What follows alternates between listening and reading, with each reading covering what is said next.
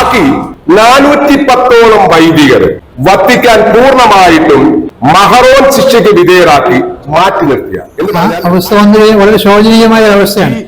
വിമത ലോഹധാരികളെ ഭയപ്പെടാൻ തക്കവണ്ണം സീറോ മലബാർ സഭയുടെ മെത്രാന്മാരുടെ പിറകിൽ എന്താണ് രഹസ്യം? അവരെന്താണ് ഇവരെ ഭയപ്പെടുന്നത്? നിങ്ങൾക്ക് പുല്ലിന്റെ വില പോലും തരുന്നില്ല സഭാ നേതൃത്വം. നമ്മളിപ്പോ ഈ മെത്രാന്മാരുടെ പിന്തുണ കിട്ടുമെന്ന് വിചാരിച്ചല്ല ഈ നിലപാട് എടുത്തിരിക്കുന്നു. ഈ സിനഡ് നിശ്ചയിച്ചിരിക്കുന്ന കുർബാന നടപ്പിലാക്കാൻ സർക്കാർ ഇറക്കിയിരുന്നെങ്കിൽ ഏറെ ഒരു 75% വൈദികരെങ്കിലും അന്ന് സിനഡ് തീരുമാനിച്ച പോലെ കുർബാന ആരംഭിച്ചേനെ. ഒരു 80% അച്ഛന്മാരെങ്കിലും കത്തോലിക്കാ സഭയുടെ കൂടെ നിൽക്കും, സിനഡ് കുർബാന ചൊല്ലും. ഈ അച്ചടക്കമില്ലായ്മ കാണിക്കുന്ന അച്ഛന്മാർക്കെതിരെ കടുത്ത നടപടികളിലേക്ക് തന്നെ അധികാരികൾ നീങ്ങിയെങ്കിൽ അവിടെ എന്നെ ബന്ധിയാക്കിയത് ആദ്യത്തെ സംഭവമൊന്നുമല്ല.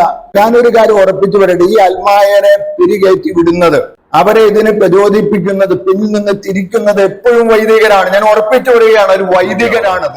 ആസന്ന ഭാവിയിൽ തന്നെ വത്തിക്കാനിൽ നിന്ന് കർശന നടപടികൾ വരും. അതിവിടെ ആര് വിശ്വസിച്ചാലും ആര് വിശ്വസിച്ചില്ലെങ്കിലും നടപടികൾ വരുമെന്നുള്ളതിന് 100% ഉറപ്പാണ്.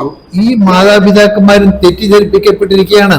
ഈ ഡീക്കന്മാരെ ശരിയായിട്ടുള്ള കാര്യം പറഞ്ഞ് മനസ്സിലാക്കിയിട്ട് അവർക്ക് നഷ്ടമാകാൻ പോകുന്നത് എന്താണെന്ന് ബോധ്യപ്പെട്ട് കഴിഞ്ഞാൽ അവരിത് ചെയ്യില്ലായിരുന്നു. രൂപത ഭരിക്കുന്ന നമ്മുടെ മെത്രാന്മാരിൽ 1 അല്ലെങ്കിൽ 2 മെത്രാന്മാരോട് വത്തിക്കാൻ നിർബന്ധിതമായി രാജി വാങ്ങുവാൻ സാധ്യതയുണ്ട്. സിനഡ് എന്ന് പറയുന്നത് ആരാധനക്രമ സംബന്ധമായ കാര്യങ്ങളിൽ ആധികാരികമായിട്ട് തീരുമാനമെടുക്കുവാൻ പവറുള്ളതായ ഒരു ബോഡിയാണ്.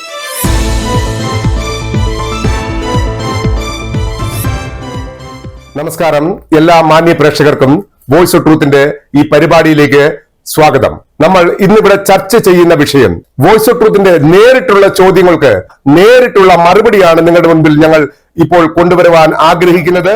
അപ്പോൾ എറണാകുളത്തെ വൈദികര് പറയുന്നത്, അല്ലെങ്കിൽ സഭയോടൊപ്പം നിൽക്കുന്ന വൈദികര് പറയുന്നത്, ഈ ധൂർത്തപ്പുത്രന്റെ ഉപമയും ഈ നഷ്ടപ്പെട്ട ആടിന്റെ ഉപമയും ഒക്കെ പറയുന്ന മേലധ്യക്ഷന്മാര് അവരുടെ നട്ടല്ലില്ലായ്മ മറച്ചു വെക്കാൻ കാണിക്കുന്ന ഒരു പൊറാട്ട് നാടകമാണ് ബൈബിളിനെ ഇങ്ങനെ വികലമായി വിശദീകരിക്കുന്നത് എന്നുള്ളതാണ്. കാരണം ഈ സഭയെ തെറ്റിദ്ധരിപ്പിച്ച് സഭയെ നശിപ്പിക്കാൻ ഇറങ്ങിയിരിക്കുന്ന ലോക തൊഴിലാളികളെ, ഇവരും ഞങ്ങളുടെ മക്കളാണ്, ഇവരെയും ഞങ്ങൾക്ക് കൊണ്ടുപോകണ്ടേ എന്ന് ചോദിച്ചുകൊണ്ട് അൾത്താര ഉപയോഗിച്ച് ധൂർത്തപുത്രൻ ഉപമ പറയുമ്പോൾ നെല്ലിശ്ശേരി അച്ഛൻ പറയുന്നത്, ധൂർത്തപുത്രൻ മനസ്താപിച്ച് അവൻ തിരിച്ചു വന്നു, അവന്റെ തെറ്റ് മനസ്സിലായി തിരിച്ചു വന്നവരെയാണ് പിതാവ് സ്വീകരിച്ചത്, അല്ലാതെ പന്നിക്കൂട്ടങ്ങളിൽ പോയി തിരിച്ചെടുത്തുകൊണ്ട് വരിക അല്ല ചെയ്തത്. ഇപ്പോൾ ശരിക്കും എറണാകുളത്തെ വിമത ലോഹ തൊഴിലാളികള് പന്നിക്കൂട്ടങ്ങളിൽ മേയുകയല്ലേ ചെയ്യുന്നത്?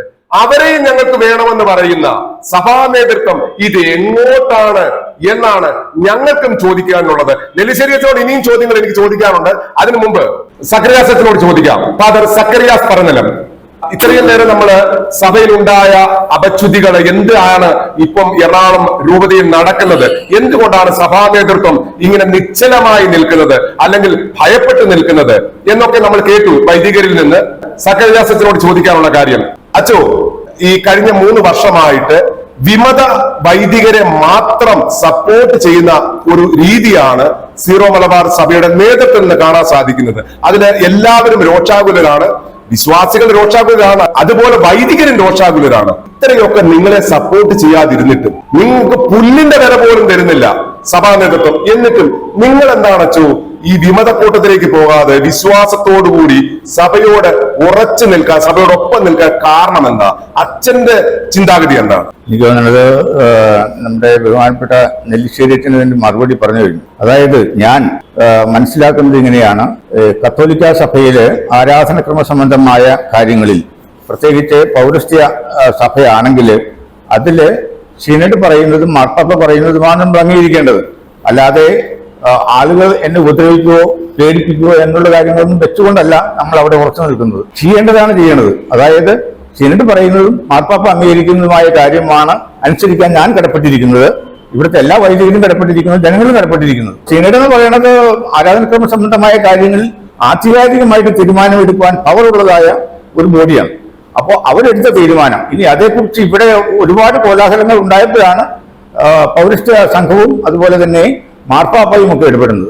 അവരിടപെട്ടതും ഇതേ രീതിയിൽ തന്നെയാണ്. ഇപ്പോൾ വടക്കുംപാടച്ചാണെങ്കിൽ പറഞ്ഞു പ്രത്യേകമായ ഒരു വോയിസ് മെസ്സേജ് ഒക്കെ ഇട്ടതും കാര്യങ്ങളൊക്കെ, അതൊക്കെ എല്ലാവർക്കും അറിയാവുന്ന കാര്യങ്ങളാണെങ്കിലും അതെല്ലാം വളരെ പ്രധാനപ്പെട്ടതാണ്. കാരണം മാർപ്പാപ്പയുടെ ഇന്റർവെൻഷൻ എന്ന് പറയുന്നത് തന്നെ ഒരു പൗരസ്ത്യ സഭയെ സംബന്ധിച്ചിടത്തോളം ഒരു അസാധാരണ ഇന്റർവെൻഷനാണ്. കാരണം പൗരസ്ത്യ സഭ, നമ്മുടെ സഭ, സീറോ മലബാർ സഭ ഒരു സൂയി ജൂറിസ് ചർച്ചാണ്. അപ്പോൾ ഇങ്ങനെയുള്ളതായ ഒരു സൂയി ജൂറിസ് ചർച്ചിന് അതിന്റെ കാര്യങ്ങൾ തീരുമാനിക്കാനായിട്ട് ആരാധനക്രമം ആണെങ്കിൽ പോലും, കാരണം ആരാധനാക്രമത്തെ സംബന്ധിച്ച ഒരു സൂയി ജൂറിസ് ആയി വരുന്ന ഘട്ടത്തില്, അവസാന ഘട്ടത്തിൽ ഇപ്പോൾ നമുക്ക് വാസ്തവത്തില് നമ്മുടെ ആരാധനക്രമ സംബന്ധമായ കാര്യങ്ങളിൽ സിനഡിന് തീരുമാനിക്കാൻ അവകാശമുണ്ട്, അധികാരമുണ്ട്, കടമയുണ്ട്. അപ്പോൾ അവരാ അധികാരവും കടമയും എല്ലാം പ്രയോഗിച്ചപ്പോൾ അത് സ്വീകരിക്കേണ്ടതിന് പകരം അതിനെതിരെ ബഹളമുണ്ടായി. എന്തുകൊണ്ട് ബഹളമുണ്ടായി എന്നതിനെ കുറിച്ച് ഞാൻ ഷക്കീനായിലെ ഒരു പ്രസന്റേഷൻ കൊടുത്തിട്ടുണ്ട് ഒരു 2-3 മാസം മുമ്പ്. അതിൽ പ്രധാനമായിട്ടുള്ള 2 കാര്യങ്ങൾ. ഒന്ന് റീജിയണലിസം, അതായത് എറണാകുളത്തിൻ്റെതായ തനിമ. ഈ 35 രൂപതകളുടെ കൂട്ടത്തിലുള്ള ഒരു കൂട്ടായ്മയാണ്, അല്ലെങ്കിൽ ഒരു സഭാ കൂട്ടായ്മയാണ് സൂയി ജൂലിയസ് ചർച്ചിന്റെ കൂട്ടായ്മയിലെ ഒരു രൂപതയാണ്. അല്ലാതെ എറണാകുളം ഒരു സ്വയ ഭരണ അധികാരമുള്ള ഒരു സഭയല്ല, ഒരു രൂപതയാണ്, അതിരൂപതയാണ്. ബട്ട് ഇറ്റ് ഈസ് നോട്ട് ഈ സൂയി ജൂലിയസ് ചർച്ചല്ല. സൂയി ജൂലിയസ് ചർച്ചിന്റെ കീഴിലുള്ള എറണാകുളം രൂപതയ്ക്ക് സ്വാഭാവികമായിട്ടും സൂയി ജൂലിയസ് ചർച്ചിൽ തീരുമാനമെടുക്കാൻ അധികാരമുള്ള മെത്രാന്മാരുടെ ബോഡിക്ക് അവകാശമുണ്ട്. ആ സാഹചര്യത്തിലാണ് വീണ്ടും മാർപ്പാപ്പയുടെ തുടർച്ചയായുള്ളതായ പിന്തുണ ഇതിനെ പ്രഖ്യാപിക്കപ്പെടുന്നത്. അപ്പോൾ തീർച്ചയായിട്ടും എന്നെ പോലുള്ളൊരു വൈദികന്, ഒരു സാധാരണ വൈദികനായിരുന്നാലും അല്ലാതിരുന്നാലും ശരി, ഫോളോ ചെയ്യേണ്ടത് എന്താണ്? അത് ഒരു പ്രിൻസിപ്പിളാണ്. എന്താണ്? ഈ പറയുന്ന ആരാധനക്രമ കാര്യങ്ങളിൽ തീരുമാനമെടുക്കാനായിട്ട് ആധികാരികമായിട്ട് ശക്തിയും അധികാരവും ചുമതലയും ഉള്ളത് ആരാണോ അവർ പറയുന്നത് കേൾക്കാൻ ഞാൻ ബാധ്യസ്ഥനാണ്. അവരാരാണ്? മെത്രാന്മാരും മാർപ്പാപ്പയും വരെ പോയിരിക്കുന്നു. അതിൽ കൂടുതൽ ആരും പറയാൻ കേൾക്കാനില്ല. പീസ് ടോമിലാണ് ഞാൻ താമസിക്കുന്നത്, വിജോ ഭവൻ. ആ വിജോ ഭവനിലെ ഒരൊറ്റ ആൾ മാത്രമേ സീറോ മലബാർ സഭയുടെ ഏകീകൃത കുർബാന ചൊല്ലുന്നുള്ളൂ. എന്റെ ദിവസം ഞാൻ ഏകീകൃത കുർബാനയാണ് ചൊല്ലുന്നത്. അപ്പോൾ ആ ഏകീകൃത കുർബാന ചെല്ലുമ്പോൾ എന്താ സംഭവിക്കുക? അവിടെയുള്ള ഞങ്ങളുടെ മറ്റ് സഹജീവികളായിട്ടുള്ള അച്ഛന്മാരിൽ ആരോഗ്യമുള്ള മിക്കവാറും എല്ലാവരും പേര് മാറി നിന്നിട്ട് അവരവരുടേതായ പ്രത്യേക സമയത്ത് കുർബാന ചെല്ലുന്നു. ഞാൻ കുർബാന സീറോ മലബാറിൽ ഏകീകൃത കുർബാന ചൊല്ലുമ്പോൾ പക്ഷെ ആ കുർബാനയിൽ സാരമായ ഭാഗഭാഗിത്വത്തിന്റെ കുറവില്ല. ആളുകൾ അവിടെ എന്റെ കുർബാനയ്ക്കും ആവശ്യത്തിന് വരുന്നുണ്ട്. അപ്പോൾ ഞാൻ പറഞ്ഞു വരുന്നത് ഒറ്റപ്പെടലിന്റെ അനുഭവവും അതിൻ്റെതായ പ്രത്യേകതകളും. ഞാനിപ്പോൾ ഇവിടെ വന്നു എന്നുള്ള വാർത്ത അവിടെ ഫ്ലാഷ് ചെയ്താൽ, ഞാൻ ആയിരിക്കുന്ന സ്ഥലത്ത് ഫ്ലാഷ് ചെയ്താൽ അത് വലിയ ബഹളം ഉണ്ടാകും. നമ്മൾ എന്തെങ്കിലും പേടിച്ചിട്ട് അല്ല ഇതിന്റെ കൂടെ നിൽക്കുന്നത്, മറിച്ച് ഇതാണ് തത്വം, ഇതാണ് നിലപാട്. ഈ നിലപാടല്ലാതെ ഒരു കത്തോലിക്ക പുരോഹിതന് സ്വീകരിക്കാനായിട്ട് പറ്റുകയില്ല, ആത്മാവിനും സ്വീകരിക്കാനായിട്ട് പറ്റുകയില്ല. പിന്നെ പ്രാദേശിക വാദത്തിന്റെ പേര് നമ്മൾ എറണാകുളംകാരല്ലേ, അപ്പൊ നമ്മൾ പറയുന്നത് മറ്റുള്ള പേരുടെ മേലെ അടിച്ചേൽപ്പിക്കല്ലാതെ അവർ പറയുന്നത് നമ്മൾ സ്വീകരിക്കുന്നത് നമുക്കൊരു കുറവല്ലേ? ഇങ്ങനെയുള്ള പ്രാദേശിക ചിന്തകളുടെയൊക്കെ അതിപ്രസരം അങ്ങനെ ഒരു ചോദ്യമുണ്ട്. ഈ എറണാകുളംകാരല്ലേ ഞങ്ങള് പറയുന്നതല്ലേ കേൾക്കേണ്ടതെന്ന് താങ്കളെ പോലുള്ള വൈദികരോട് ഇവര് പറയുമ്പോൾ, ഇത് ശരിക്ക് നമ്മള് പൗരസ്ത്യ സഭയാണ്, പ്രത്യേകിച്ച് നമ്മൾ സീറോ മലബാർ സഭ എന്ന് പറയുമ്പോൾ കേരളത്തിലാണ് അതിന്റെ ഭൂരിഭാഗം ഉള്ളത്. നമ്മളെ ഭരിക്കുന്നത് ശരിക്കും പറഞ്ഞു കഴിഞ്ഞാല് മാർപ്പാപ്പയല്ലേ, അദ്ദേഹം ഒരു വിദേശി, അദ്ദേഹം കേരളക്കാരനാണോ? അത് അയാൾ എറണാകുളംകാരൻ വിട്ടേര്, അദ്ദേഹം കേരളക്കാരൻ പോലുമല്ല, അദ്ദേഹം ഇന്ത്യക്കാരൻ പോലുമല്ല. അപ്പം വത്തിക്കാനിലുള്ള റോമിലെ ഒരു അധികാരി നമ്മളെ ഭരിക്കുന്നു. അദ്ദേഹം പറയുന്ന പോലെ നമ്മളിവിടെ എല്ലാ ആരാധനക്രമം നടത്തുന്നു, നമ്മുടെ കാനോൻ നിയമത്തിന്റെ പോലും പരമാധികാരി അദ്ദേഹമാണ്. അപ്പം അതിലൊരു അസ്വാഭാവികതയില്ലേ ഇവര് പറയുന്ന അർത്ഥത്തില്? അതെ, അസ്വാഭാവികത ഉണ്ടെന്ന് അവരോട് പറയണം, അവർ സ്വീകരിച്ച് മനസ്സിലാക്കാൻ തിരുത്തണം. വിജോഭവനിൽ പോലും ഈ എന്ന് പറഞ്ഞു കഴിഞ്ഞാൽ നമ്മള് റിട്ടയർമെന്റിന് ശേഷം, എല്ലാവരും റിട്ടയർമെന്റിന് ശേഷം ഒരു പ്രായത്തിന് ശേഷം തീർച്ചയായിട്ടും തിരിച്ച് കർത്താവിലേക്ക് എത്താനുള്ള ഒരു യാത്രയുടെ ഒരുക്കത്തിലാണ് നമ്മള്. ആ സമയത്ത് പോലും മനസ്സിൽ കുടിലത വെച്ചുകൊണ്ട് പരിശുദ്ധ ബലിയർപ്പണത്തെ 2 തട്ടിൽ കണ്ടുകൊണ്ട് സഭ പറയുന്ന ബലിയർപ്പണം ചെയ്യണ്ട, ഞങ്ങൾ ചെയ്യത്തില്ല, നിങ്ങളും ചെയ്യരുത്, നിങ്ങൾ ചെയ്താൽ ഞങ്ങൾ സഹകരിക്കത്തില്ല, അങ്ങനെ മാറി നിൽക്കേണ്ടത് ഒന്നാണോ പരിശുദ്ധ ബലിയർപ്പണം? ഞങ്ങള് വാസ്തവത്തില് അങ്ങനെയല്ല കാണേണ്ടതെന്നല്ലേ പറഞ്ഞു വെച്ചത്. അവരും വൈദികരെന്നാണ് പറയുന്നത്. അവരിപ്പോഴും പറയുന്നത് ഞങ്ങൾ വൈദികരാണ്. കത്തോലിക്ക സഭ ഇപ്പൊ അത് അംഗീകരിക്കുന്നുണ്ടോ എന്ന് എനിക്കറിയത്തില്ല. അവര് നിങ്ങൾ ഇട്ടിരിക്കുന്ന അതേ ഡ്രസ്സാണ് ഇട്ടിരിക്കുന്നത്, നീളമുള്ള കുപ്പായം, വെള്ളക്കുപ്പായം. അതിനോടൊപ്പം അവർ പറയും ഞങ്ങൾ വൈദികരാണ്. ഇവർ ഈ കാപ്പയും ഒക്കെ ഇട്ടുകൊണ്ട് തക്സ് ഉപയോഗിച്ച് പീലാസയും ഓസ്തിയും ഉപയോഗിച്ചുകൊണ്ട് പരിശുദ്ധ ബലിയർപ്പണം എന്ന രീതിയിൽ ഒരു നാടകം കളിക്കുന്നുണ്ട്. ഇപ്പം ഞങ്ങളെപ്പോലുള്ള വിശ്വാസികൾ നാടകം എന്നേ പറയുന്നത്. കാര്യം സഭ അംഗീകരിക്കാത്ത എന്ത് ചെയ്താലും അത് സഭയുടെ ബലിയർപ്പണമല്ല, അത് വെറും നാടകമാണ്. പണ്ട് നമുക്ക് പഴയ നിയമത്തില് കായന്റെയും ആബേലിന്റെയും ബലി അറിയാം. രണ്ടുപേരും ബലി സമർപ്പിച്ചു. കർത്താവ് ദൈവം ആവശ്യപ്പെട്ട രണ്ടുപേരും ബലി സമർപ്പിച്ചു എന്നാണ് ബൈബിളിൽ ആ കഥയിൽ പറയുന്നത്. എന്നാൽ ആബേലിന്റെ മാത്രം ഈ ബലി സ്വീകരിക്കാൻ ഒരു കാരണമുണ്ട്.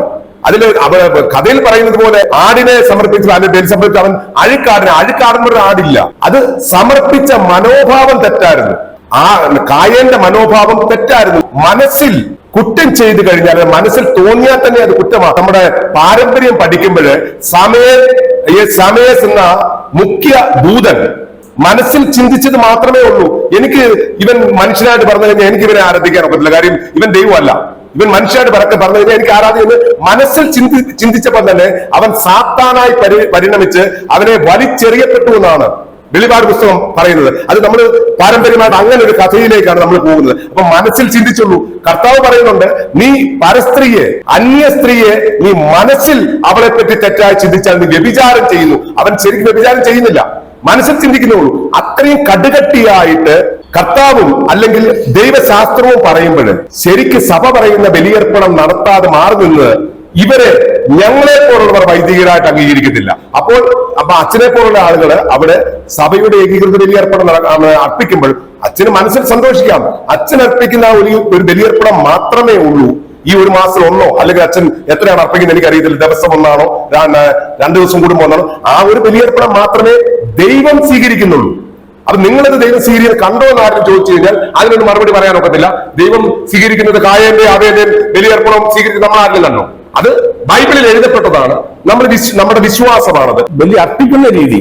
അപ്പോൾ ആ അർപ്പിക്കുന്ന രീതിയുടെ കാര്യത്തിലുള്ളതായ അല്പ വ്യത്യാസം കഴിയുന്ന വേഗം പൂർണ്ണമായിട്ട് പരിഹരിക്കണം. ആ പരിഹരിക്കുന്നതിനിടയിൽ ആ സമയത്തിന്റെ പ്രശ്നമാണ് വാസ്തവത്തിൽ ഇപ്പൊ ജോണസൻ പറഞ്ഞല്ലോ, 3 കൊല്ലം മുമ്പുണ്ടായിരുന്ന ഒരു പിതാവ് മനസ്സിൽ വെച്ചിരുന്നെങ്കിൽ കാര്യം നടന്നേനെ.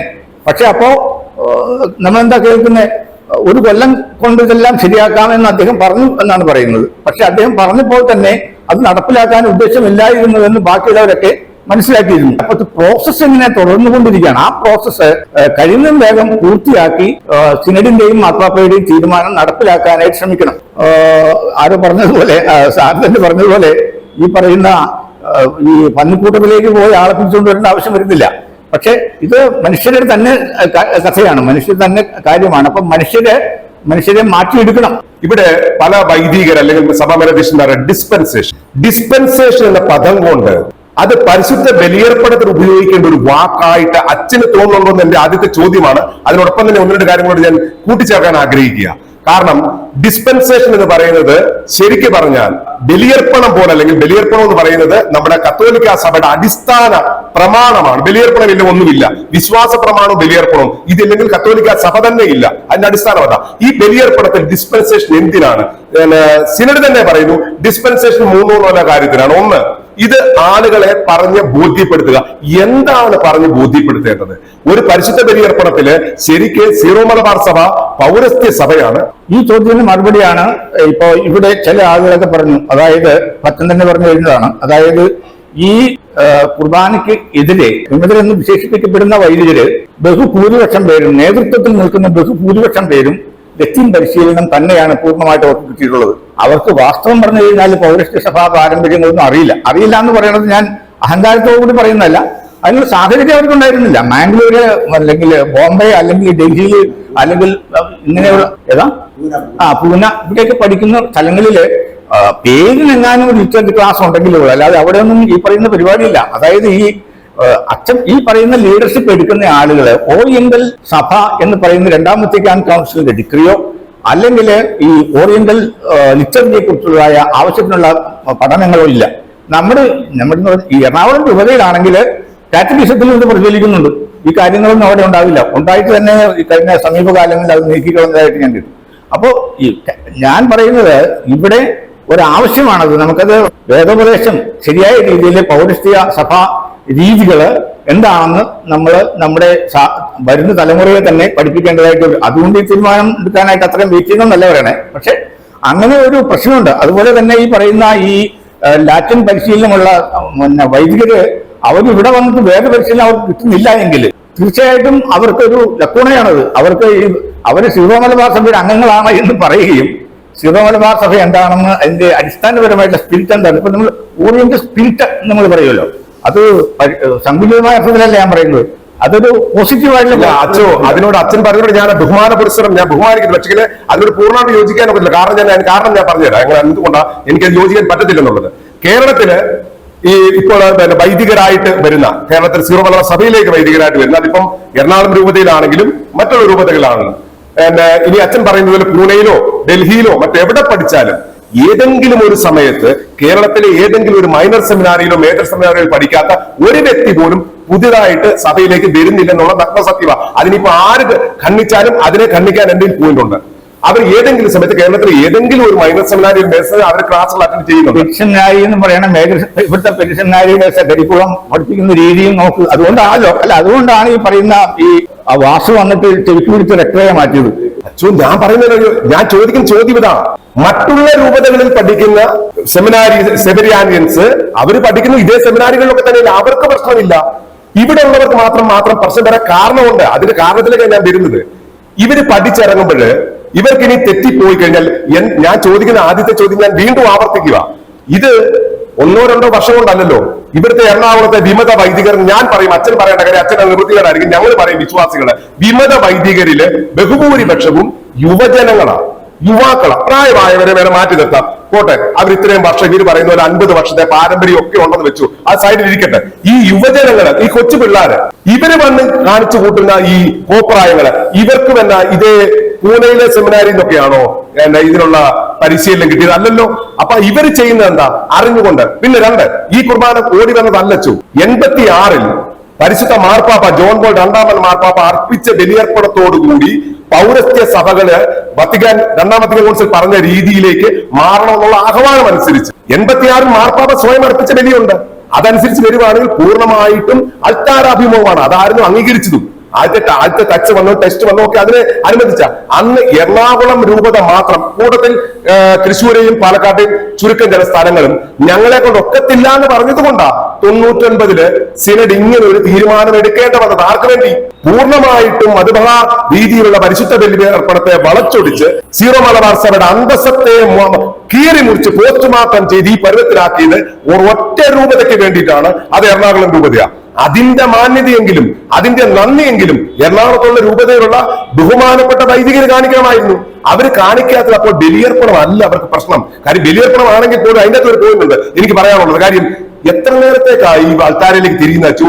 വെറും 20 മിനിറ്റ്, 48 മിനിറ്റ് 20 മിനിറ്റ്. ഒരു കാര്യം എനിക്ക് പറയാനുള്ളത്, ഇത് എന്നോട് പറഞ്ഞൊരു കാര്യമില്ല, ഇതൊക്കെ എനിക്ക് നന്നായിട്ട് അറിയാവുന്ന കാര്യങ്ങളാണ്. ഇതെല്ലാം ഇത് പറയുന്ന അച്ഛനോടല്ല, ഞങ്ങൾ പറയുന്ന വിശ്വാസികളോടാണ്. ഇപ്പം നിങ്ങൾ ഇരുന്ന് ഇതിനെ ചർച്ചകൾ ചെയ്യുമ്പോൾ എറണാകുളത്തുള്ള മറ്റുള്ള വൈദികർ ഇങ്ങനെയാണ് എന്ന് നിങ്ങളുടെ മനസ്സിലെങ്കിലും സംശയം ഉണ്ടെങ്കിൽ അത് അങ്ങനെ അല്ല എന്നുള്ള സത്യം മറ്റുള്ളവരെ ബോധിപ്പിക്കേണ്ട ധാർമ്മിക ഉത്തരവാദിത്വം. നമ്മൾ ജീവിച്ചിരിക്കും, ചെറിയൊരു ജീവിതമേ ഉള്ളൂ. നമ്മൾ ജീവിച്ച് നമ്മൾ കടന്നു പോകുമ്പോൾ നമ്മൾ എല്ലാവരും കർത്താവ് വിശ്വാസമുള്ളവർ എന്നാണ് എന്റെ വിശ്വാസം. സ്വർഗവും നരകവും ഒക്കെ ഉണ്ട് എന്നുള്ളൊരു വിശ്വാസം ഉള്ളവരാണെങ്കിൽ, ഇല്ലെന്നുണ്ടെങ്കിൽ ഈ പറഞ്ഞതൊക്കെ അതേപടി പിൻവലിക്കാൻ ഞാൻ തയ്യാറാണ്. ആണെങ്കിൽ തിരിച്ച് കർത്താവിനോട് പോയിട്ട് മറുപടി പറയേണ്ടി വരും. നിങ്ങൾ വിശ്വസിച്ച സിസ്റ്റത്തിൽ സഭയുടെ നേതൃത്വം പറഞ്ഞ രീതിയിൽ പരിശുദ്ധ നിങ്ങൾ അർപ്പിച്ചു, മറ്റുള്ളവരോട് അർപ്പിക്കാൻ പറയാന് നിങ്ങൾക്ക് ബോധ്യമില്ലായിരുന്നു എന്ന് പറയേണ്ടി വരും. അതാണ് സത്യം. കാര്യം പരിശുദ്ധ ബലിയർപ്പണം ഇത് ഞങ്ങളുടെ പാരമ്പര്യം എന്ന് പറയുന്നത് ശരിക്കും ബലിയർപ്പണത്തിന്റെ രീതിയിലല്ല പാരമ്പര്യം വന്നത്. ഇവിടെ പാരമ്പര്യം അത് നിങ്ങൾക്കും അറിയാം, ജനങ്ങൾക്കും അറിയാം. കുർബാന പ്രശ്നം അല്ലല്ലോ അടിസ്ഥാന പ്രശ്നം. കുർബാന പ്രശ്നം 20 മിനിറ്റ് അൾത്താരേക്ക് തിരിയുന്നത് കൊണ്ട് എന്താണ് മറ്റുള്ളവർക്ക് നഷ്ടം വരുന്നത്? ആർക്കെങ്കിലും എവിടെയെങ്കിലും നഷ്ടം വരാറുണ്ടോ? ഇതുപോലെ ഡൽഹിയിൽ ഒരു ഇടവകയുണ്ട്. അവിടെ ജനങ്ങൾ ഇപ്പം ചെറിയ രീതിയിൽ പ്രശ്നം ഉണ്ടാക്കുന്നുണ്ട്. അവിടെ ഒരേ ഒരു ഇടവക മൊത്തമുള്ള ഡൽഹി ഫരീദാബാദ് രൂപയിൽ ഒറ്റ ഇടവക. അവിടെ ഒരു വൈദികൻ ജനാഭിമുഖ കുർബാനയാ ചെല്ലുന്നത്. അദ്ദേഹത്തോട് ചോദിക്കാൻ ചെല്ലുന്നവരോട് പറയുന്നത് എനിക്ക് ഡിസ്പെൻസേഷൻ കിട്ടിയിട്ടുണ്ട്. ഇതേ പ്രശ്നത്തിൽ ഞാൻ ഡൽഹി ഫരീദാബാദ് രൂപതയുടെ ആർച്ച് ബിഷപ്പിനോട് ചോദിച്ചു, മാർ കുര്യാക്കോസ് പത്മകുളത്തിനോട്, പിതാവേ ഇതെങ്ങനെയാ സംഭവം? ഈ ഒരു ഒറ്റ പള്ളിക്ക് മാത്രം ഡിസ്പെൻസേഷൻ എന്താ? കാര്യം ഡിസ്പെൻസേഷൻ ഞാൻ പറഞ്ഞു വന്ന കാര്യം മുഴുവൻ പൂർത്തീകരിച്ചില്ല. ഒന്ന്, ഇടയില്ലാത്ത സ്ഥലങ്ങളിൽ, ബേമ ഇടാൻ ഇടയില്ലാത്ത സ്ഥലങ്ങളിൽ അവർക്ക് സമയം കൊടുക്കണം ബേമ ഉണ്ടാക്കിയെടുക്കുവാൻ. പിന്നെ അവിടെയുള്ള ജനങ്ങളെ പറഞ്ഞ് ബോധ്യപ്പെടുത്തണം. പരിശുദ്ധ ബലിയർപ്പണം ഇന്ന സ്ഥലം മുതൽ ഇന്ന സ്ഥലം വരെ ബേമയിലും അതിനുശേഷം അൾത്താരയിലേക്കുമാണ്. ഇതിന് ഈ 2 വർഷം 3 വർഷം ഒന്നും വേണ്ട. ഇത് പഠിക്കേണ്ടതാരാ? വൈദികരാ, ജനങ്ങളല്ല. ജനങ്ങൾ പൂർണ്ണമായിട്ടല്ലേ തന്നെ അൾത്താരയിലേക്ക് നോക്കി തന്നെയാണ് കുർബാന ചെല്ലുന്നത്. അപ്പൊ ഡൽഹിയിൽ ഇങ്ങനെ ഒരു പ്രശ്നമുണ്ട്, അവിടെ ഇപ്പൊ വലിയ പ്രശ്നമാണ്. അപ്പം ബിഷപ്പ് പറഞ്ഞു, ഇല്ല 6 മാസത്തേക്ക് ഞാൻ ഡിസ്പെൻസേഷൻ കൊടുത്തിട്ടേ ഉള്ളൂ. ഈ 6 മാസം എന്ന് പറഞ്ഞാൽ കഴിഞ്ഞ 2 വർഷമായിട്ടും ഈ 6 മാസം പൂർത്തീകരിച്ചിട്ടില്ല. അത് ഇപ്പോൾ അറിയാൻ സാധിക്കുന്നത് ആ വൈദികൻ എറണാകുളത്തുള്ള ഒരു കൊച്ചനാണ്. ഞാനിപ്പം അദ്ദേഹത്തെ കൊച്ചനെ വിളിക്കത്തുള്ള കാര്യം വൈദികനെ വിളിക്കേണ്ട ധാർമ്മിക ഉത്തരവാദിത്വം ഞങ്ങൾക്കില്ല. വൈദികൻ എപ്പോഴാകുന്നത് നിങ്ങൾ ഇട്ടിരിക്കുന്ന വൈദിക വസ്ത്രം അത് സഭയ്ക്ക് വേണ്ടി മാറ്റിവെക്കുമ്പോഴാണ്. സഭയ്ക്കെതിരായിട്ട് നിൽക്കുന്ന ആൾക്കാർ ആ വൈദിക വസ്ത്രത്തോട് നീതി പുലർത്തുന്നില്ല. അങ്ങനെ വരുമ്പോൾ വിശ്വാസികൾ അങ്ങനെ കഴിയുന്നില്ല. ആ കൊച്ചൻ പറയുന്നത് ഞാൻ ഇങ്ങനെ ചെയ്യത്തുള്ളൂ, ഞാൻ എറണാകുളംകാരനാണ്. ഞാൻ പറയാൻ കാരണം അദ്ദേഹം പറയുന്ന വാക്കുകളാണ് പറയുന്നത്, ഞാൻ ഇങ്ങനെ ചെയ്യത്തുള്ളൂ, ഞാൻ എറണാകുളംകാരാണ്. അപ്പോൾ ആ സാധാരണ വിശ്വാസികൾ ചോദിക്കുന്നത്, എറണാകുളംകാർക്ക് എന്നാ ഈ 4 വാലും ഒരു കൊമ്പും ഉണ്ടോ? അപ്പൊ ഞങ്ങൾ ഇങ്ങനെ ചെയ്യും. ഞങ്ങൾ കത്തോലിക്ക സഭ ഞങ്ങൾ അനുസരിക്കത്തില്ല, നേരെ ഞങ്ങൾ മാർപ്പാപ്പയെ അനുസരിക്കത്തില്ല. അപ്പം അതിന് എതിരായിട്ടാണ് ഇപ്പം കാര്യങ്ങൾ നടക്കുന്നത്. വത്തിക്കാൻ ആസന്ന ഭാവിയിൽ തന്നെ അതിനെതിരെ നടപടി എടുക്കാൻ പോവുക. അങ്ങനെ വരുമ്പോഴാണ് എനിക്ക് വർഗംപാടത്തച്ഛനോട് ഒരു ചോദ്യം ചോദിക്കാനുള്ളത്. ആസന്ന ഭാവിയിൽ തന്നെ വത്തിക്കാനിൽ നിന്ന് കർശന നടപടികൾ വരും. അതിവിടെ ആര് വിശ്വസിച്ചാലും ആര് വിശ്വസിച്ചില്ലെങ്കിലും നടപടികൾ വരുമെന്നുള്ളതിന് 100% ഉറപ്പാണ്. നടപടി വരികയാണെങ്കിൽ വത്തിക്കാൻ 3 പ്ലാൻ ഞാൻ നേരത്തെ പറഞ്ഞിരുന്നു. അവർക്ക് 3 പ്ലാൻ ഉണ്ട്. അവരുടെ അവസാനത്തെ പ്ലാനാണ് ഞാനിപ്പോൾ ആദ്യത്തെ പ്ലാനായിട്ട് നിങ്ങളുടെ മുമ്പിൽ വെക്കുന്നത്. 450 വൈദികരുണ്ടെന്നാണ് ഇവിടെയുള്ള വിമതപക്ഷം പറയുന്നത്. അതിൽ നിങ്ങൾ എന്റെ മുൻപിലിരിക്കുന്ന വൈദികരും നിങ്ങളോടൊപ്പം നിൽക്കുന്ന 10-25ഓളം വരുന്ന വൈദികർ, എങ്ങനെ പോയാലും ഒരു 35-40 പേരെ ഞങ്ങൾ കണക്ക് കൂട്ടുന്നു. വിശ്വാസികൾ സഭയോടൊപ്പം നിൽക്കും. ബാക്കി 410ഓളം വൈദികർ വത്തിക്കാൻ പൂർണ്ണമായിട്ടും മഹറോൻ ശിക്ഷയ്ക്ക് വിധേയരാക്കി മാറ്റി നിർത്തിയ എന്ന് പറഞ്ഞാൽ, അല്ലെങ്കിൽ വേറൊരു ഭാഷയിൽ പറഞ്ഞാൽ ഇവരുടെ വൈദിക പദവി എടുത്തു മാറ്റി പൗരോഹിത്യ ശുശ്രൂഷയിൽ നിന്ന് ഇവരെ അകറ്റി നിർത്തും. നിങ്ങൾ ഇനി വൈദികരല്ല. നിങ്ങൾക്കിനി പരിശുദ്ധ ബലിയർപ്പണം നടത്തുവാനോ കുമ്പസാരിപ്പിക്കുവാനോ ഉള്ള അധികാരമില്ല. മരണാസന്നനായിട്ട് കിടക്കുന്ന ഒരു വ്യക്തിക്ക് വേണമെങ്കിൽ നിങ്ങൾക്ക് കുമ്പസാരം കൊടുക്കാം. അത് ഒരു അൽമായനും കൊടുക്കാം. അച്ഛന്മാർക്കൊക്കെ അറിയാവുന്ന കാര്യം ഞാൻ പറയേണ്ട കാര്യമില്ല. ആ ഒരു അധികാരം ഒഴിച്ച് മറ്റെല്ലാ അധികാരങ്ങളിലും നിങ്ങൾ ഇത് എടുത്തു മാറ്റിയിരിക്കുന്നു എന്ന് വത്തിക്കാൻ പറയുന്ന ഒരു സാഹചര്യം വത്തിക്കാന്റെ 3ാമത്തെ പ്ലാൻ അവര് നടപ്പിലാക്കിയാൽ എറണാകുളത്ത് എന്ത് അവസ്ഥയായിരിക്കും? വർഗംപാടത്തച്ചു ആ അവസ്ഥ വളരെ ശോചനീയമായ അവസ്ഥയാണ്. പക്ഷേ അതിന്റെ ആവശ്യം വരുമെന്ന് ഞാൻ വിചാരിക്കുന്നില്ല. ഇപ്പൊ ഇതുവരെ അത്യാവശ്യം വാർണിംഗ്സൊക്കെ കൊടുത്തിട്ടുണ്ട്, മുന്നറിയിപ്പുകൾ കൊടുത്തിട്ടുണ്ട്. ഇനി അവസാനമായിട്ട് ഓരോ അച്ഛന്മാരോടും കൃത്യമായിട്ട് ഒരു ചോദ്യം ചോദിക്കുക, അച്ഛൻ സിനോഡ് കുർബാന ചൊല്ലുന്നോ ഇല്ലയോ, അല്ലെങ്കിൽ ഇങ്ങനെ പോകേണ്ടി വരുമെന്ന് പറഞ്ഞ് ഒരു ലെറ്റർ എല്ലാവർക്കും ഓരോരുത്തർക്കും കൊടുക്കുകയാണെങ്കിൽ ഒരു 80% അച്ഛന്മാരെങ്കിലും കത്തോലിക്ക സഭയുടെ കൂടെ നിൽക്കും, സിനോഡ് കുർബാന ചൊല്ലും എന്നാണ് എന്റെ വിശ്വാസം. 80% എങ്കിലും ഞാൻ പറയുന്നത്. കാരണം നമ്മുടെ ഒരു പാരമ്പര്യമുണ്ട്. നമ്മുടെ കുടുംബങ്ങളിലൊക്കെ സഭയെയും മാർപ്പാപ്പയും ഒക്കെ അംഗീകരിക്കുന്നവരാണ് നമ്മുടെ മാതാപിതാക്കന്മാര്. അതെ അതെ അതെ. അപ്പൊ അവര് സമ്മതിക്കുകയല്ലോ ഈ മക്കള് ഇങ്ങനെ പോകാനായിട്ട്. അപ്പൊ നമ്മുടെ പാരമ്പര്യം, ആ കത്തോലിക്ക സഭയുടെ കത്തോലിക്ക കുടുംബങ്ങളുടെ പാരമ്പര്യത്തിലൊന്നും വിട്ടുപോകാനായിട്ട് നമ്മുടെ മാതാപിതാക്കളും ബന്ധുക്കളും ഒന്നും സമ്മതിക്കുമെന്ന് ഞാൻ വിചാരിക്കുന്നില്ല. അല്ല, അത് പൂർണ്ണമായിട്ട് ശരിയാണ് അച്ചോ. കാരണം ഇപ്പം ഈ റീസെന്റ് നടന്ന കാര്യമല്ലേ, ഡീക്കൻ ശുശ്രൂഷയിൽ നിന്ന് ഡീക്കന്മാരെ വൈദികരാക്കുന്ന ആ പ്രക്രിയയിൽ നിന്ന് വത്തിക്കാൻ തന്നെ തടഞ്ഞിരിക്കുക എറണാകുളം രൂപതയെ. അപ്പം അത് കാരണം എന്ന് എനിക്ക് കിട്ടിയ അറിവനുസരിച്ച് ആ ഡീക്കൻ പദവിയിലുള്ള ആ കുഞ്ഞുങ്ങൾ പറയുന്നത്, ഞങ്ങൾ വൈദികരായാൽ സഭയുടെ ഔദ്യോഗിക ബലിയർപ്പണം ഞങ്ങൾ നടത്തുകയില്ല എന്ന് അവർ പറയുന്നുണ്ട്. അപ്പൊ ഇവർക്കും അറിയാം വത്തിക്കാൻ നടപടി വരും. ചിലപ്പോൾ നിങ്ങൾക്ക് വൈദികരാകാൻ ഒരു അവസരമേ കിട്ടത്തില്ല. നിങ്ങൾ ഡീക്കനായിട്ട് തന്നെ ഇരിക്കും. നിങ്ങൾ തിരിച്ച് വീട്ടിൽ പോകാനുള്ള അവസരം വരാൻ പോവുക. എന്നിട്ട് അവരുടെ മാതാപിതാക്കൾക്ക് ഇങ്ങനെ ഒരു ആകുലത ഇല്ലേ അച്ചു? ഈ മാതാപിതാക്കന്മാരും തെറ്റിദ്ധരിപ്പിക്കപ്പെട്ടിരിക്കുകയാണ്. ഈ ഡീക്കന്മാരെ ശരിയായിട്ടുള്ള കാര്യം പറഞ്ഞ് മനസ്സിലാക്കിയിട്ട് അവർക്ക് നഷ്ടമാകാൻ പോകുന്നത് എന്താണെന്ന് ബോധ്യപ്പെട്ട് കഴിഞ്ഞാൽ അവരിത് ചെയ്യില്ലായിരുന്നു. ഇവരും തെറ്റിദ്ധാരണയുടെ പുറത്താണ് ഇതെല്ലാം പറയുന്നത്. അവരുടെ കൂടെ ഈ ദൂതന്മാരും നമ്മൾ പറയുന്ന അച്ഛന്മാര് കുറെ പേരൊക്കെ ഇവരെ സ്വാധീനിച്ച് അവരെ കൊണ്ട് പിടിച്ചു നിൽക്കാൻ പറഞ്ഞ് അങ്ങനെ നിർത്തിയിരിക്കുന്നതാണ്. ശരിയായ വിവരം അവർ ധരിപ്പിച്ചു കഴിഞ്ഞാല് അവര് അങ്ങനെ നിൽക്കാൻ അച്ഛന്മാരാകാൻ വന്നവരാണ് അവര്. അത് നഷ്ടപ്പെടുകയാണ്. അപ്പൊ അതിൽ നിന്ന് അവർ പിന്തിരിയുമെന്നാണ് എന്റെ പൂർണ്ണമായിട്ടുള്ള ബോധ്യം. അച്ചു, അത് കഴിഞ്ഞ ദിവസം എറണാകുളം രൂപതയിലെ കുപ്രസിദ്ധനായിട്ടുള്ള ഒരു വൈദിക വേഷധാരി മിസ്റ്റർ ജോസഫ് പാറേക്കാട്ടിൽ, അദ്ദേഹത്തിന്റെ ഒരു വീഡിയോയുടെ ക്ലിപ്പ് ഇപ്പൊ വളരെ പ്രചാരത്തിലാണ്. അൽമായ മുന്നേറ്റം എന്ന സഭാവിരുദ്ധ സംഘടനയുടെ മീറ്റിംഗിൽ അദ്ദേഹം വളരെ ഘോരം പ്രസംഗിക്കുന്നത് കേട്ടു. ഒരു കാരണവശാലും ഞങ്ങൾ പിറകോട്ടില്ല. ഞങ്ങളുടെ ഡിമാൻഡ് എന്ന് പറഞ്ഞു കഴിഞ്ഞാൽ എറണാകുളം രൂപതയിൽ ഏകീകൃത ബലിയർപ്പണം തന്നെ കൊണ്ടുവരണം, ഞങ്ങൾ അത് മാത്രമേ അനുസരിക്കത്തുള്ളൂ എന്ന് മിസ്റ്റർ പാറേക്കാട്ടിൽ വ്യക്തമായി പറയുന്ന വീഡിയോ ക്ലിപ്പ് ഇന്ന് സോഷ്യൽ മീഡിയയിലുണ്ട്. അതിൽ അദ്ദേഹം ഈ അൽമായ മുന്നേറ്റം എന്ന സംഘടനയുടെ ഒരു മീറ്റിംഗിൽ വളരെ ഘോരം പ്രസംഗിക്കുന്നത് കേട്ടു. ഞങ്ങൾ ജനാഭിമുഖ കുർബാന മാത്രമേ ചൊല്ലുകയുള്ളൂ, സഭയുടെ ഔദ്യോഗിക കുർബാന ചെല്ലുന്ന പ്രശ്നം ഉദിക്കുന്നില്ല, ഞങ്ങളുടെ അവകാശമാണ് ജനാഭിമുഖ കുർബാന, ഇത് ഞങ്ങൾക്ക് നടത്തി തരണം, ഇല്ലെങ്കിൽ ഞങ്ങൾക്ക് വേരിയന്റ് തരണം. ഈ പച്ചക്കറി കടയിലൊക്കെ പോയിട്ട് ഞങ്ങൾക്ക് 1 കിലോ തക്കാളി വേണം, 1 കിലോ ഉള്ളി വേണമെന്ന് പറയുന്നവർ ഞങ്ങൾക്ക് ഇത് കിട്ടിയേ പറ്റൂ എന്ന് വിളിച്ചു പറയുന്ന ഇത്തരം ഇതൊരു ധ്യാനഗുരുവായിരുന്നു, വളരെ പ്രസിദ്ധമായ ധ്യാനഗുരുവ, തീരെ പ്രായക്കുറവല്ല, മാന്യമായ പ്രായമുള്ള വ്യക്തിയാണ്. ഇത്രയും പക്വതയുണ്ടെന്ന് നടിക്കുന്ന ഒരു വ്യക്തി ഇങ്ങനെ പബ്ലിക്കായിട്ട് വത്തിക്കാനെയും മാർപ്പാപ്പയും ഒക്കെ വെല്ലുവിളിച്ചുകൊണ്ട് പറയുമ്പോൾ ഈ യുവാക്കൾക്ക് ഇതിൽ കൂടുതൽ വേറെ ഇടർച്ചകൾ കാരണമാകുന്നില്ല. അവിടെ പോലും പ്രതികരിക്കാൻ ഇഷ്ടപ്പെടാത്ത, പ്രതികരണശേഷി നഷ്ടപ്പെട്ട് സഭാ നേതൃത്വം ഉണ്ടെന്നുള്ള സത്യം ഇവിടെ ഞങ്ങൾക്ക് കിട്ടുന്ന അറിവ്. ഞങ്ങൾ വീണ്ടും പറയുന്നു, ഇത് വോയിസ് ഓഫ് ട്രൂത്തിൽ കിട്ടിയ ഒരു പ്രത്യേക ന്യൂസ് ആണ്. അത് എവിടെ വരെ ശരിയാണ് എന്ന് എനിക്കറിയത്തില്ല. ഇപ്പോൾ സിനഡിൽ അംഗമായിരിക്കുന്ന, രൂപത ഭരിക്കുന്ന നമ്മുടെ മെത്രാന്മാരിൽ 1 അല്ലെങ്കിൽ 2 മെത്രാന്മാരോട് വത്തിക്കാൻ നിർബന്ധിതമായി രാജി വാങ്ങുവാൻ സാധ്യതയുണ്ട്. അത് ഏതൊക്കെ മെത്രാന്മാരാണെന്ന് അവർക്ക് കൃത്യമായിട്ട് അറിയാം. ഇത് ഞങ്ങൾക്ക് കിട്ടുന്ന അറിവാണ്. ഇത് മെത്രാന്മാർ രാജിവെച്ച് കഴിയുമ്പോൾ ഞങ്ങൾ അന്ന് തീർച്ചയായിട്ടും പറയുന്നതായിരിക്കും. വോയിസ് ഓഫ് ട്രൂത്തിന് ഇങ്ങനൊരു ന്യൂസ് നേരത്തെ കിട്ടിയിരുന്നു. കാരണം ഈ കുർബാന പ്രശ്നത്തില് അവരുടെ ഇടപെടലുകളും വത്തിക്കാനെതിരായിട്ടും മാർപ്പാപ്പയ്ക്കെതിരായിട്ടും അവർ അകത്ത് കളിച്ച കളികളുമാണ് വത്തിക്കാനെ പ്രകോപിപ്പിച്ചിരിക്കുന്നത്. അതോടൊപ്പം തന്നെ വിശ്വാസികൾക്ക് വേണ്ടി ഞങ്ങൾ പറയാനുള്ളത്, എറണാകുളത്തുള്ള 450 വൈദികരില് ഇനിയിപ്പൊ 450 പേരും ഞങ്ങൾ ജനാഭിമുഖമാണ് ചെല്ലത്തുള്ളൂ എന്ന് പറഞ്ഞാൽ ഈ 450 പേരെയും സഭയിൽ നിന്ന് വൈദിക പട്ടത്തിൽ നിന്ന് മാറ്റി നിർത്തുവാനുള്ളതാണ് വത്തിക്കാന്റെ അവസാനത്തെ പ്ലാൻ. ഈ പ്ലാൻ ആസന്ന ഭാവിയിൽ തന്നെ നിറവേറാൻ പോകുന്നതാണ്.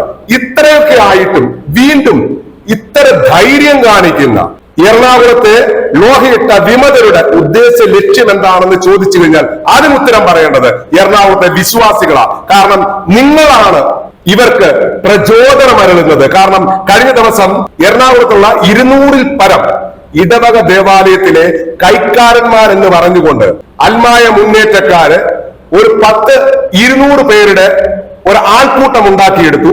അത് ചിലപ്പോൾ ഇവര് വാടകയ്ക്ക് എടുത്തവരാകാം, അല്ലെങ്കിൽ ഏതെങ്കിലും ഇടവകളിൽ നിന്ന് 2, 3, 4 പേരെ കൊണ്ടുവന്നവരാകാം. എങ്കിലും ഇവര് പറയുന്നത് എറണാകുളം രൂപതയുടെ മുഴുവൻ പരിച്ഛേദമാണെന്നാണ്. 200 ദേവാലയത്തിൽ നിന്ന് 2 പേര് വെച്ച് വന്നാലും, ഒരു കൈക്കാരനും ഒരു വൈസ് ചെയർമാൻ വന്നാൽ പോലും 400 പേര് വേണം. നിങ്ങൾക്ക് ആ ഫോട്ടോകളിൽ തലയെണ്ണാം 188 പേരിലല്ലാതെ ഒരാൾ പോലും അതിലില്ല. ഈ 158 പേര് എത്ര ഇടവകളിൽ നിന്ന് വന്നുള്ളത് നിങ്ങളാണ് അന്വേഷിക്കേണ്ടത്. ഇവര് നിങ്ങളെ കൊണ്ട് കുഴിയിൽ ചാടിച്ച് നരക പാതാളത്തിൽ തള്ളിയിട്ടതിന് ശേഷം സ്വന്തമായിട്ട് ലോഹയൂരി ഇവിടെ ഏതോ ഒരു വക്കീല് പറഞ്ഞു ഇവർക്ക് തൂമ്പ മേടിച്ചു കൊടുക്കാമെന്ന്. ഇപ്പോൾ വക്കീലിന് തൂമ്പ മേടിക്കാൻ വേണ്ടിയിട്ട് അദ്ദേഹം ലോണിന് അപ്ലൈ ചെയ്യുന്നു എന്നാണ് ഞങ്ങൾ സോഷ്യൽ മീഡിയയിൽ കൂടി വായിക്കുന്നത്. കാരണം ഈ 450 പേർക്കും തൂമ്പ മേടിക്കണമെങ്കിൽ നല്ല തുകയാകും, ഇരുമ്പിനൊക്കെ നല്ല വിലയാണ്. അപ്പോൾ അദ്ദേഹം 450 തൂമ്പ തന്നെ വാങ്ങണോ അതോ 400 വാങ്ങിയാൽ മതിയോ എന്നിപ്പോ അദ്ദേഹം ആലോചിച്ചുകൊണ്ടിരിക്കുക. എന്തൊക്കെയായാലും വത്തിക്കാന്റെ നടപടി തീർച്ചയായിട്ടും ഉണ്ടാകുമെന്ന് പ്രതീക്ഷിക്കാം. അങ്ങനെ ഉണ്ടാകട്ടെ. ഇനി ഇല്ലെന്നുണ്ടെങ്കിൽ എറണാകുളം രൂപത ഇതേപടി നൂറ്റാണ്ടുകൾ നിലനിൽക്കും. ആർക്കും ഒന്നും ചെയ്യാനൊക്കത്തില്ല. ചില വൈദികര് പ്രായാധിക്യം കാരണം ഈ ഭൂമി വിട്ടുപോകും. അപ്പോഴും അവരുടെ മനസ്സിൽ ഈ ഒരു ദുഃഖം ഉണ്ടാകും. ഞങ്ങൾക്കും ഞങ്ങളുടെ രൂപതകളില് പൂർണ്ണമായിട്ടും ഏകീകൃത ബലിയർപ്പണം അല്ലെങ്കിൽ സഭയുടെ ഔദ്യോഗിക ബലിയർപ്പണം കാണുവാൻ സാധിക്കാതെ പോയി എന്നൊരു ദുഃഖം ഈ വൈദികരിൽ ഉണ്ടാകും. അങ്ങനെ ഉണ്ടാകാതിരിക്കുവാൻ എറണാകുളത്തെ അല്ലെങ്കിൽ എറണാകുളം രൂപതയിലെ വിശ്വാസികളെ ഞങ്ങൾ ആഹ്വാനം ചെയ്യുകയാണ്. നമ്മോടൊപ്പം ഉണ്ടായിരുന്ന ഫാദർ സെബാസ്റ്റ്യൻ വടക്കമ്പാടം, ജോൺ അച്ഛൻ, ആന്റണി പൂതുവേലി അച്ഛൻ, നെല്ലിശ്ശേരി അച്ഛൻ, പറന്നലി അച്ഛൻ, ഇവരൊക്കെ അവരുടെ മനസ്സിലുള്ള വേദനകള് അല്ലെങ്കിൽ അവരുടെ മനസ്സിലുള്ള ചിന്തകള് നമ്മളോട് പങ്കുവെച്ചു. ഇവരാരും സഭയ്ക്ക് എതിര് നിൽക്കുന്നവരല്ല. എങ്കിലും അവരുടെ മനസ്സിലും ഒരു ഭയമില്ലേ എന്ന് അവരുടെ വാക്കുകൾ കേട്ടപ്പോൾ ഞങ്ങൾക്ക് തോന്നി. നിങ്ങൾക്ക് എന്താണ് തോന്നുന്നത്? ഇവർക്കും ഭയമുണ്ട്. ജീവനിൽ കൊതിയില്ലാത്തതായിട്ട് വളരെ ചുരുക്കം ചിലരെ കിട്ടത്തുള്ളൂ. എത്ര പ്രായമായാലും പെട്ടെന്ന് ഈ ഭൂമി ഉപേക്ഷിച്ചു പോകുവാൻ മനുഷ്യർക്ക് ബുദ്ധിമുട്ടാണ്. ജീവനിൽ കൊതി ഉണ്ടാകാം. അതുകൊണ്ട് തന്നെ ഞങ്ങൾ ചോദിക്കാൻ ആഗ്രഹിച്ച പല ചോദ്യങ്ങളും വോയിസ് ഓഫ് ട്രൂത്ത് വേണ്ടെന്ന് വെക്കുകയാണ് ചെയ്തത്. എങ്കിലും ഞങ്ങളോട് സഹകരിക്കുകയും എറണാകുളം രൂപതയുടെ ഉന്നമനത്തിന് വേണ്ടി സഭയോടൊപ്പം ആദ്യകാലം മുതൽ ഇപ്പോഴും നിൽക്കുന്ന എല്ലാ വൈദികർക്കും, ഞങ്ങളോട് സഹകരിച്ച ഈ ഒരു ചർച്ചയിൽ പങ്കെടുത്ത വൈദികർക്ക് ഞങ്ങളുടെ നന്ദി രേഖപ്പെടുത്തുന്നു. ആസന്ന ഭാവിയിൽ വത്തിക്കാനെ അനുസരിക്കുവാനും മാർപ്പാപ്പയുടെ കുടക്കീഴിൽ ഒറ്റക്കെട്ടായിട്ട് നീങ്ങുവാനും എറണാകുളം രൂപതയുടെ ആ പഴയ പെരുമ, പഴയ പേര് വീണ്ടെടുക്കുവാനും സഭയുടെ ആസ്ഥാനമായിട്ട് വീണ്ടും നിലനിൽക്കുവാനും എറണാകുളം രൂപതയ്ക്കും എറണാകുളം രൂപതയിലെ വിശ്വാസികൾക്കും എറണാകുളം രൂപതയിലെ ബഹുമാനപ്പെട്ട വൈദികർക്കും സാധിക്കട്ടെ എന്ന് ആശംസിച്ചുകൊണ്ട് നന്ദി, നമസ്കാരം.